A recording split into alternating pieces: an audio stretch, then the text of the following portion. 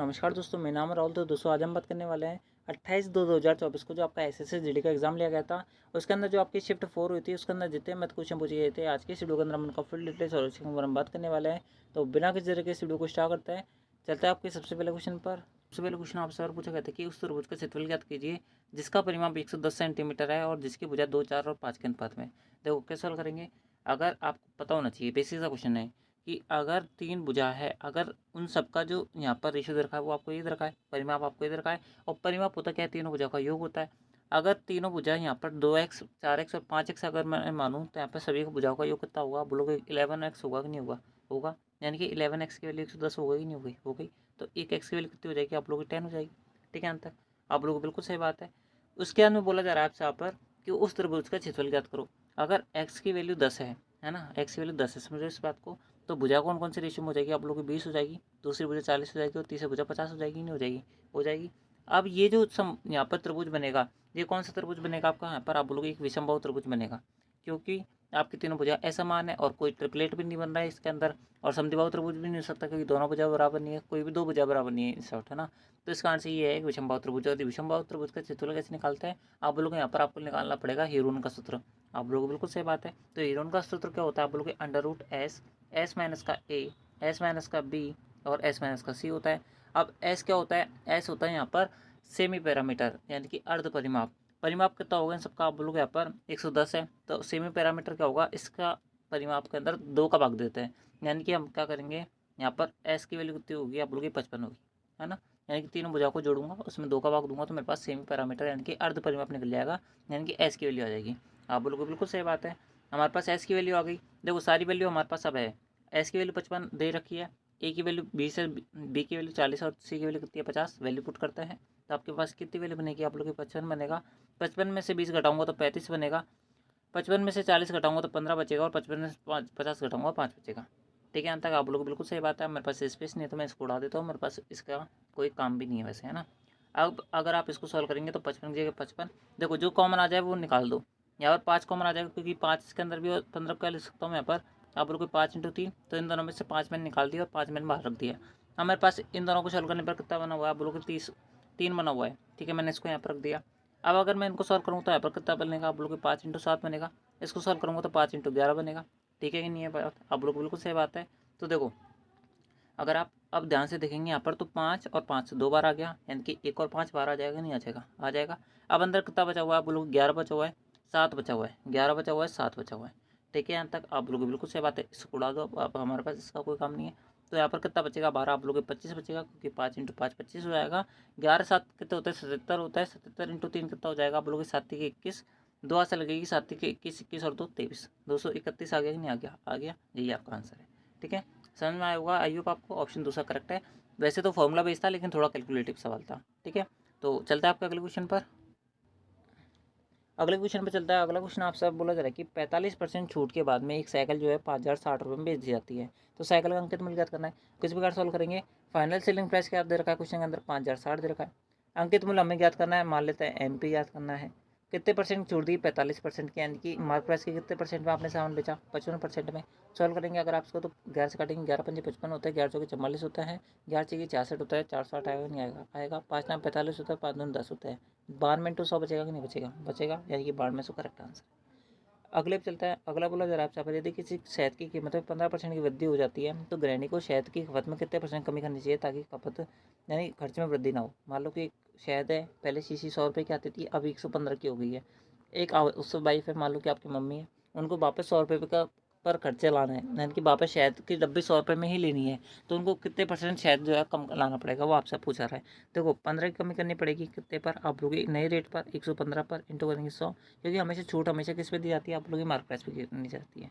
ठीक है, अगर आप इसको सॉल्व करेंगे तो 15 से काटेंगे, इसको 15 से कटेगा नहीं, लेकिन आप 5 से काट सकते हो, 3 बार कटेगा, ये 23 बार कटेगा। 23 3 × 100 यानी कि 300 हो जाएगा, बट्टे में कितना बच रहा है, आप लोग 23 बचेगा। देखो आपको बताना है अप्रॉक्स, क्या बताना है, अप्रॉक्स बताना ही नहीं बताना, आप लोगों को बिल्कुल बताना है क्योंकि पूरा आंसर आपका आएगा नहीं, पॉइंटों का अंदर आंसर आएगा।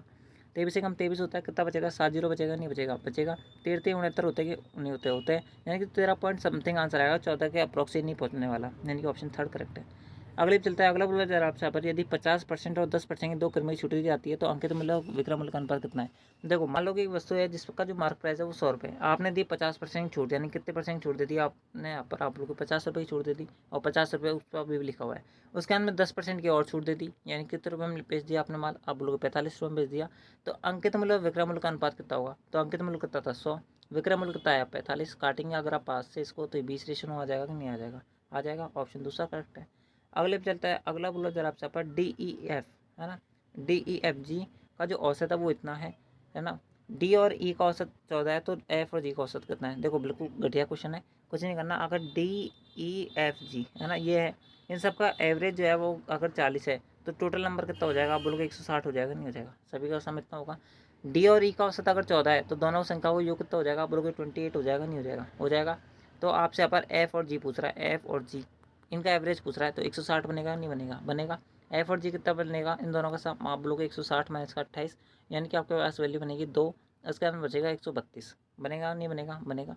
आपसे अपन इनका टोटल सम नहीं पूछ रहा, आपसे ऊपर पूछ रहा है औसत। देखो औसत पूछ रहा है, औसत के लिए कितने का भाग देंगे, 2 का भाग देंगे। इसके अंदर कितने का भाग देंगे, 2 का अंदर भाग देंगे। तो 2 का भाग दोगे कितने बढ़ जाएगा, आप लोग 6 बढ़ जाएगा, फिर 6 बढ़ जाएगा, यानी कि 66 करेक्ट आंसर है, ऑप्शन दूसरा करेक्ट है। अगले पे चलता है। अगला बोला जरा आपसे पर पीतल में तांबे और जस्ते का अनुपात। देखो कॉपर और जिंक है ना, इनका अनुपात दे रखा है कितना, आप लोग यहाँ पर 17:13। पीतल में तांबे की मात्रा कितनी है, अगर टोटल तांबा टोटल जो पीतल है वो कितना है 240 किलो। देखो अगर 240 टोटल वैल्यू है कि नहीं, क्लियर। टोटल वैल्यू कितनी है डायरेक्टली आप लोग 17 और 13 यानी कि 30 है कि नहीं है। तो आपसे पूछा रहा है कि तांबे की वैल्यू बताओ, तांबा कितना है 17 यूनिट है। ठीक है, बिल्कुल बेसिक से क्वेश्चन है, कोई आपका ऐसे कोई रॉकेट साइंस नहीं है, बिल्कुल ही घटिया सा क्वेश्चन है। ठीक है, अगर आपने रेशियो का कंसेप्ट पढ़ा है तो कोई हार्ड क्वेश्चन नहीं है, बिल्कुल आसान सा क्वेश्चन है, आपको इसको सॉल्व करना है, आपका आंसर हो जाएगा 8 3 24 होता है, 17 × 137, ऑप्शन पहला करेक्ट है।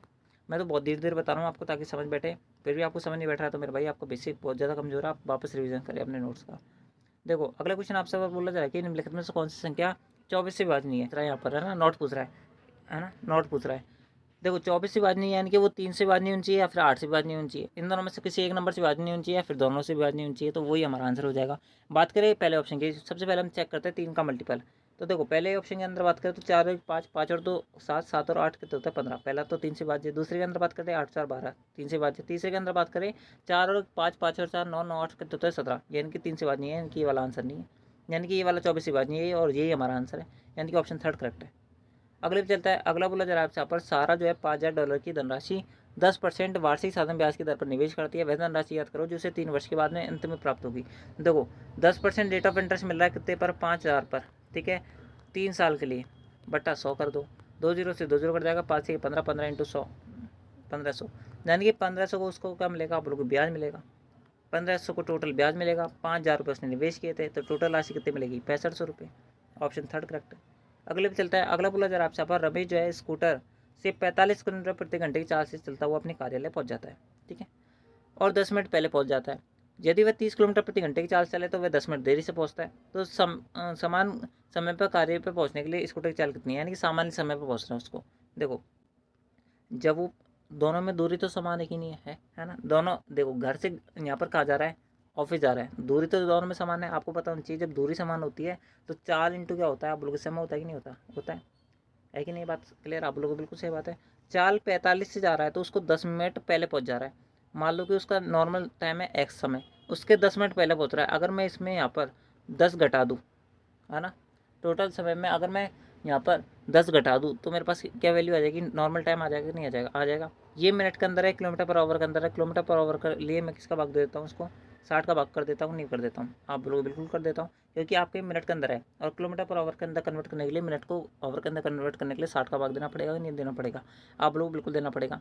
30 की रफ्तार से जा रहे हैं तो वो यहाँ पर 10 मिनट देरी से पहुँचता है, तो इसके अंदर 10 मिनट जोड़ देता हूँ मैं, है ना, सामान टाइम में, बटे में 60 कर दो, सॉल्व करेंगे 60 से 60 कट जाएगा, 15 दूनी 30, 15 3 45, 3x बनेगा यहाँ पर 2x बनेगा, तो सॉल्व करने पर कितना वैल्यू बनेगा, आप लोग को x बनेगा, यहाँ पर 30 बनेगा माइनस का, यहाँ पर कितना वैल्यू बनेगा 20, है ना, 30 और 20, 30 यहाँ पर जाके कितना हो जाएगा, आप बोलोगे 50, क्योंकि यहाँ पर देखो यहाँ पर माइनस का 30 बचेगा और यहाँ पर कितना बचेगा, आप बोलोगे 20 बचेगा, 30 प्लस का 20 कितना हो जाएगा 50 हो जाएगा। ठीक है, यानी कि नॉर्मल जो टाइम है वो कितना है उसका, आप बोलोगे 50, ठीक है 50 हो जाएगा, नहीं हो जाएगा, हो जाएगा। देखो सामान्य समय पर पहुँचने के लिए स्कूटर की चाल कितनी होनी चाहिए? सबसे पहले आपको डिस्टेंस निकालनी है। डिस्टेंस कितनी होगी? आप लोगों की 45, किसी भी एक को पकड़ लो। एक्स माइनस का कितना था? आप लोगों को 50 था। एक्स माइनस का 10 था ना, ये था आपका। तो अगर मैं 50 वैल्यू रखता हूँ एक्स की, तो यहाँ पर 45 इंटू 40 हो जाएगा, नहीं हो जाएगा? हो जाएगा। तो टोटल डिस्टेंस कितनी हो जाएगी? आप लोगों को 45 इंटू 40। सामान्य समय पहुँचना है तो सामान्य चाल भी कितनी होनी चाहिए? 50। अगर आप इसको सोल्व करेंगे, 1 0 से 1 0 कट जाएगा, 5 से काटेंगे इसको 9 बार कटेगा, 9 चौक कितने होते हैं? 36। ऑप्शन फोर्थ करेक्ट है। बहुत अच्छा क्वेश्चन था एंड दोस्तों आपको क्लियर हुआ होगा। ठीक है, मैंने बिल्कुल बेसिक से बताया आराम आराम से। ठीक है, अगले पे चलता है। अगला जो क्वेश्चन है थोड़ा सा ब्लर हो रहा है आई थिंक, तो मैं इसको शेयर कर देता हूँ आपसे। अब अगला क्वेश्चन बोला गया था कि एक शहर में जनसंख्या जो है 35% वार्षिक ब्याज दर से वृद्धि होती है। एक शहर है जिसमें हर साल 35% जो जनसंख्या वो बढ़ जा रही है। यदि 2 वर्ष बाद शहर की जनसंख्या 91,125 हो जाएगी तो शहर की वर्तमान जनसंख्या कितनी है? देखो 2 वर्ष बाद कितनी हो रही है? 91,125 हो रही है। 35% की दर से हर साल बढ़ रही है, यानी कि इतनी बढ़ रही है कि नहीं बढ़ रही? आप लोगों की बिल्कुल बढ़ रही है। देखो थोड़ी बहुत कैलकुलेशन करनी पड़ेगी और आपका आंसर आ जाएगा। या तो आप ऑप्शन से टैग कर लो, नहीं तो आपको फिर सॉल्यूशन तो करना ही पड़ेगा। अगर आप यहाँ पर 15 से काटेंगे तो कितनी बार कटेगा? 15 नंबर कितना होता है? 135 होता है। 15 से काटेंगे, 15 से 90 होता है। एक एक नया नंबर बनेगा। ठीक है, कितनी बार जाएगा? आप लोग 66 75 बार जाएगा, नहीं जाएगा? जाएगा, क्योंकि देखो 15 5 75 होता है। आपके पास कितनी वैल्यू बनेगी? आप लोग के 7 बचेगा, 15 से 105, 105 से 7 बार। हाँ ठीक है, तो ये 6075 बार जाएगा, नहीं जाएगा? आप लोग बिल्कुल जाएगा। अब आप इसको और काटेंगे तो 9 से काटेंगे आप उसको, तो कितनी बार जाएगा? आप लोग 9 6 54 होता है ना? 9 6 54 कितना बनेगा? आप लोग 6 7 बचेगा, 9 7 63 है ना, और 9 पंजे 45। 675 नया नंबर बन गया कि नहीं बन गया? आप लोग बिल्कुल बन गया। अगर आप 135 से 675 को काटेंगे तो कितनी बार कटेगा? आप लोग 5 बार पूरा कर जाना चाहिए मेरे हिसाब से। 5 एकम 5, 5 25, 2 चल गए। हाँ बिल्कुल 5 बार कट जाएगा। तो यहाँ पर कितना बन गया? आप लोग 5 बन गया। यहाँ पर कितना बट्टे में 10,000 है, तो 5 इंटू 10,000 यानी कि 50,000। ऑप्शन पहला करेक्ट है। अगले पे चलता है। अगला बोला जरा आपसे, यहाँ पर 3 संख्या एक्स वाई जेड जो है इनका योग जो है वो 100 है। एक्स वाई और जेड इन सबका योग कितना है? 100 है। एक्स और वाई का औसत अगर 40 है तो टोटल नंबर कितना हो जाएगा? 80 हो जाएगा। वाई और जेड का औसत अगर 50 है तो दोनों का टोटल कितना हो जाएगा? 100 हो जाएगा। तो वाई की वैल्यू पूछ रहा है। देखो कुछ नहीं करना आपको यहाँ पर। अगर मैं इन दोनों इक्वेशन को जोड़ देता हूँ तो मेरे पास यहाँ पर क्या वैल्यू बनेगी? आप बोलोगे एक्स प्लस का 2y प्लस का जेड बनेगी, नहीं बनेगी? आप लोग बिल्कुल बनेगी। कितनी वैल्यू बनेगी? बराबर में 180। ये इक्वेशन का हो गया काम खत्म दोनों का। ठीक है, अब आपके पास बनी हुई है एक इक्वेशन। अगर मैं इस इक्वेशन को अगर इसमें से घटा देता हूँ तो मेरे पास वाई बच जाएगा, नहीं बच जाएगा? बिल्कुल बच जाएगा, क्योंकि एक्स से एक्स कट जाएगा, जेड से जेड उठ जाएगा आपका। ठीक है, आप लोग को बिल्कुल सही बात है। यहाँ पर 2y है, यहाँ पर y। 2y में से अगर y घटाऊंगा तो y बनेगा, नहीं बनेगा? बिल्कुल बनेगा। यहाँ पर 180 में 100 घटाऊंगा तो कितनी वैल्यू बनेगी? 80। ऑप्शन पहला करेक्ट है। दोस्तों चलते हैं आपका अगले क्वेश्चन पर। अगला क्वेश्चन आपसे बोला गया था कि एक वस्तु को 25% के आने पर बेचा जाता है, जो कि 5,000 रुपये में बेचा जाता है, तो आपसे पर वस्तु का क्रम पूछ रहे हैं। देखो बिल्कुल खटिया सा क्वेश्चन है, कुछ नहीं करना। देखो 5,000 रुपये क्या आपका, यहाँ पर आप बोलोगे सेलिंग प्राइस है, फाइनल सेलिंग प्राइस है, लेकिन नहीं क्या है आपका? 25% लॉस की वैल्यू है, यानी कि अपने आप में 75 की वैल्यू है कि नहीं है? आपसे यहाँ पर 100 की वैल्यू पूछ रहा है। बस आप इसको सोल्व करेंगे तो आपका आंसर आ जाएगा। 25 से काटेंगे, 25 से 75 होता है, 25 चौके 100 होता है, 5 चौके 20 होता है, यानी कि यहाँ पर कितना बनेगा? आप लोग 20,000 बचेगा। बटन क्या कितना बचेगा? 3 बचेगा, भाग देंगे तो यहाँ पर कितनी वैल्यू आएगी? आप बोलोगे 6,666.6666, इस प्रकार चलेगा। वैसे 6 7 भी लिख सकता था यहाँ पर, है ना? यानी कि ऑप्शन जो पहला होगा वो करेक्ट होगा। अगले चलता है। अगला बोला जरा आपसे, यहाँ पर 0.025 और 0.5 का कितना परसेंट है? देखो कैसे निकालेंगे? 0.025 निकालना है हमें, कितने का? 0.5 का। इंटू करेंगे 100। अगर सॉल्व करेंगे तो यहाँ पर 3 जीरो नीचे आएंगी, 10,003 आएगी, और इसको हटाएंगे तो 10 ऊपर चल जाएगा। ऊपर 10,003 बन गए, नीचे 10,003 बन गई, कट गया आपस में। 5 से अगर 25 को काटूंगा 5 बार कटेगा, यानी कि 5% है आंसर। ऑप्शन दूसरा करेक्ट है। अगले पे चलता है। अगला बोला जरा आपसे, यहाँ पर इसको सिंप्लीफाई करो। सिंप्लीफिकेशन क्वेश्चन है, देखो कैसे सोल्व करेंगे। इसके अंदर भाग देंगे 4 का, कितनी बार जाएगा? बोलोगे 27 बार जाएगा।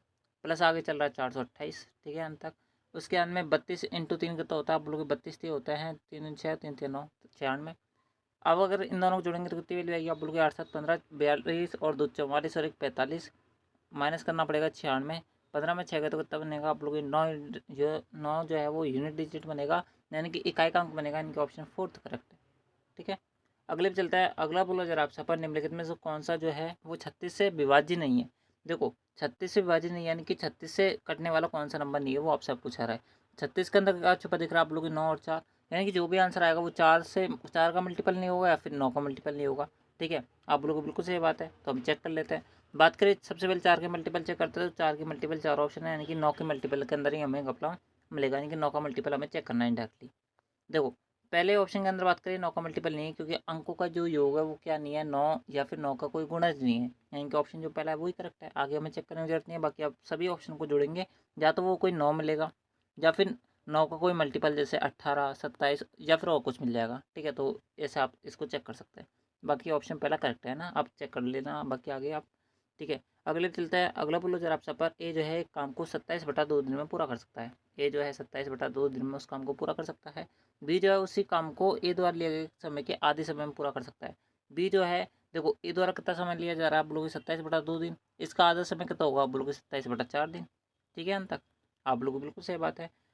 उसके अंदर बोला जा रहा है आपसे पर एक साथ मिलकर काम करे तो वह उसी काम का एक दिन में कितना हिस्सा पूरा कर लेंगे, वो आपसे पूछा रहा है। एक दिन का पूछ रहा है तो हम बता देंगे इसका आंसर, कोई दिक्कत नहीं है। आपको क्या करना है, सबसे पहले जो ऊपर नंबर लिखा हुआ है ना, इसका लेना है आपको एलसीएम, ध्यान रखना है ना। इन दोनों का एलसीएम लेना है। 27 का एलसीएम 27 ही आएगा, आप लोग बिल्कुल सही बात है। 27 का भाग देंगे आप 27 के अंदर, कितनी बार जाएगा, एक बार जाएगा। इस एक को इंटू करेंगे जो नीचे लिखा हुआ है ना, इससे 1 × 2 कितना होगा 2। ठीक है, अंतर 27 का भाग देंगे 27 में, कितनी बार जाएगा, एक बार जाएगा। इस एक का इंटू करेंगे नीचे जो लिखा हुआ है इसके अंदर, कितनी बार जाएगा, आप लोग 4 बार जाएगा। ठीक है, अंतर आप लोगों की बिल्कुल सही बात है। आपसे अगर बोला जा रहा है कि एक दिन में इनके द्वारा कितना काम करा जाएगा, यानी कि कितना हिस्सा किया जाएगा, टोटल काम कितना, आप बोलोगे 27 है, बट्टे में 27 लिखेंगे। एक दिन में कितना काम होगा, आप बोलोगे 2 + का 4 6 काम होगा कि नहीं होगा, होगा। 3 से काटेंगे, 3 6 3 3 9, यानी कि सॉरी 3 9 3 27, यानी कि ऑप्शन जो पहला होगा वो करेक्ट होगा। ठीक है, बेसिक सा क्वेश्चन था। अगले पे चलते हैं। अगला बोलो जरा आपसे पर सुनील और प्रदीप जो है एक काम को क्रमशः, देखो सुनील जो है वो 5 दिन में पूरा कर सकता है, प्रदीप जो है उस काम को 15 दिन में पूरा कर सकता है। दोनों मिलकर काम करते हैं, फिर सुनील काम छोड़ देता है। प्रदीप जो है शेष काम को कितने दिन में पूरा करेंगे, देखो वे दोनों एक दिन काम करते हैं, ध्यान रखना है ना। तो इन दोनों का एलसीएम कितना आएगा, 15 आएगा। यहाँ पर 3 आएगा, यहाँ पर 1 आएगा। दोनों एक दिन में कितना काम कर लेंगे, आप लोग 4 काम करेंगे, है ना। यानी कि दोनों ने एक साथ मिलकर काम कराया तो 4 काम तो कंप्लीट कर लिया है। बचा हुआ काम कितना है, आप लोग 11 काम है। अब इस 11 काम को कौन करेगा, देखो सुनील तो भाग गया, साफ सी बात है, यहाँ पे लिखा हुआ है फिर सुनील काम छोड़ देता है, यानी कि सुनील भाग गया है काम छोड़कर। कौन काम कर रहा है, शेष आप बोलोगे प्रदीप काम कर रहा है। प्रदीप का काम करने की क्षमता कितनी है, एक दिन में एक काम करने की है, तो 11 काम करने की क्षमता जो है, यानी कि 11 काम कितने दिन में पूरा करेगा, आप बोलोगे 11 दिन में पूरा करेगा। ऑप्शन थर्ड करेक्ट है। अगले पे चलता है। अगला बोला जरा आपसे पर यदि 8 सेब, है ना, 8 एप्पल, 9 मैंगो, है ना, 9 मैंगो की जो कीमत है वो 10 एप्पल, है ना। क्वेश्चन में से मैं लिख रहा हूँ, अपने मन से कुछ नहीं लिख रहा, तो आप कोई क्वेश्चन बनानी पड़ेगी। 6 मैंगो के बराबर है, ये आप सब बोला जा रहा है। तो एक आम की कीमत और एक सेब की कीमत का अनुपात पूछा है। ये तो बिल्कुल ही खत्म क्वेश्चन पूछ लिया, आपको बस इसको सॉल्व करना, आपका आंसर रहेगा। देखो अगर 8 को मैं 10 में से घटाऊंगा तो कितनी वैल्यू बनेगी, आप बोलोगे 2 ये बचेगा। अगर 9 में से 6 को घटाऊंगा तो कितने बनेगा, आप लोग 3m बनेगा। तो A/M कितना बनेगा, आप लोग आपको 3/2 बनेगा। ठीक है, यानी कि ऑप्शन जो सॉरी 3/2 बनेगा। लेकिन आपसे यहाँ पर देखो, जैसे मैंने गलती करी वैसे आप भी गलती कर सकते हो। 3/2 बनेगा आपका आंसर मेरे अकॉर्डिंग। लेकिन दोस्तों यहाँ पर क्वेश्चन के अंदर आपसे यहाँ पर मैंगो की पहले पूछ रहा है कीमत। मेरे जैसे अगर आप यहाँ पर 3/2 का लगाए थे अभी, तो आपको क्या हो जाता है, क्वेश्चन कट जाता है, यानी कि 2 नंबर गलती हो जाती है आपके। ठीक है, तो आप इसको ऐसा ना करें, पहले क्वेश्चन को ध्यान से पढ़ें। ठीक है, जल्दी जल्दी ना करें। देखो आम जो है, आपसे यहाँ पर आम की कीमत का रेशो पूछ रहा है सबसे पहले। तो आम की कीमत का रेशो कितना है, आप देखेंगे यहाँ पर 2 है, कितना है 2 है। और एप्पल का कितना है 3, तो 2/3 करेक्ट आंसर होगा, ना कि 3/2 होगा। ठीक है, समझ रहे हैं चीज़ें। अगले पे चलता है। अगला क्वेश्चन वापस सिंप्लीफिकेशन का है। देखो 17 का भाग देंगे हम किसके अंदर, आप लोग के 1615 के अंदर, कितनी बार जाएगा, आप लोग 17 संत 119 होता है ना, और 17 नब्बे 153 होता है, 9 बार जाएगा पूरा। ठीक है, कितना बचेगा आपके हाथ में, आप बोलोगे 8 बचेगा। 8 5 नया नंबर बनेगा तो 17 पंजे 85 होता है, 95 बन गया। प्लस का कितना बनेगा, आप बोलोगे 9 का भाग देंगे 18 के अंदर, 2 बार जाएगा। 22 दूनी कितना होता है 44, कितनी वैल्यू बनेगी, आप बोलोगे 95 प्लस का 5 100, 100 प्लस का 39 139, है ना, 139 बनेगा इसको सॉल्व करने पर, एक आएगा ऑप्शन। अगले पे चलता है। लास्ट टाइम फाइनल क्वेश्चन जो आपसे पूछा गया था, आपसे पर बोला जा रहा था कि एक शर्ट जो है 1200 रुपये में बेचने पर एक व्यक्ति को 25% की हानि होती है। 35% लाभ कमाने के लिए उस वस्तु को कितने रुपये में बेचना चाहिए। मैं आपको एक ऐसा तरीका बताता हूँ जिससे आपको ना तो कॉस्ट प्राइस निकालने की जरूरत है, ना ही आपको सेलिंग प्राइस वगैरह कुछ भी निकालने की जरूरत है। आपको बस एक क्वेश्चन सॉल्व करनी है और आपका आंसर आ जाएगा। देखो आपसे अब बोल रहा है कि 1200 रुपये जो है ना, अपने आप में 25% की आनी है, यानी कि 75% की वैल्यू। ठीक है, अंत तक आपको कितने का प्रॉफिट चाहिए, 35% का। 100% पे हमेशा ऊपर होगा कि नहीं होगा, होगा प्रॉफिट के लिए। आप लोगों को बिल्कुल सही बात है, आप इसको सॉल्व कर लो और आपका आंसर आपके हाथ में आ जाएगा। देखो 15 से काटेंगे, 15 5 75 होता है, 15 नंबर 135 होता है। 5 से इसको काटेंगे, 5 24 पंजे 120 होता है, यानी कि 240 बार कटेगा। 24 नंबर कितना होता है, 216 होता है। यहाँ पर ये आंसर आएगा, ऑप्शन फोर्थ करेक्ट है। सिंपल सी कैलकुलेशन थी। ठीक है, तो दोस्तों इस प्रकार से ये था आपके पर एसएससी जीडी का 28/2/2024 को जो पेपर लिया गया था, उसके अंदर जो शिफ्ट 4 हुई थी उसके अंदर जितने मैथ क्वेश्चन पूछे गए थे उनका सोल्यूशन मैंने आपको बता दिया है। आई होप आपने इस वीडियो को शुरू से अंत तक देखा होगा आपको ये वीडियो कैसा लगा वो आप हमें कमेंट बॉक्स में जरूर बताना। तो मिलता है आपके नेक्स्ट आंसर की वाली वीडियो के अंदर, जब तक के लिए जय हिंद, जय भारत, जय हिंदुस्तान। Thanks for watching.